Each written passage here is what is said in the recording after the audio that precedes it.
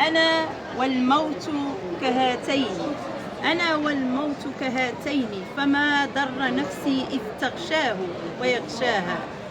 في فضاء المعرض الدولي للكتاب بالرباط برحاب هذا الفضاء الجميل وبحضور جملة من الأصدقاء الأوفياء، أتشرف بتوقيع ديواني الثاني عتيدة شعر تضوع أحلام.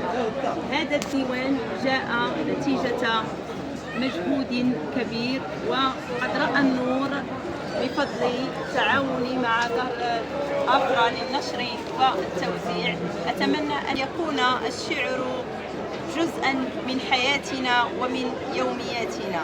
يتضمن ديوان عتيدة شعر تضوع أحلاما مجموعة من القصائد فيها الوطني وفيها ما يرتبط بالذات الشاعرة.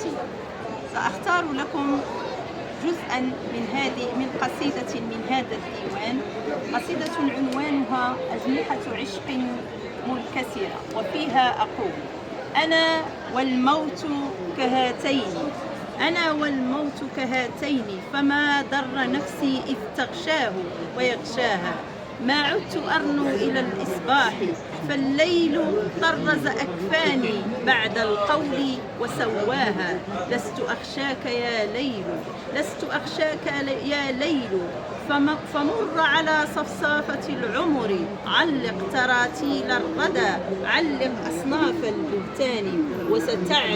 وستعلو ربابة شعري فوق صوت الدجال، فالشعر صلاة الركبان، قوافيه ترب الأوطان، فاصغى اليوم لبياني. شكرا للحاضرين جميعا، ونلتقي في توقيع آخر إن شاء الله. شكرا.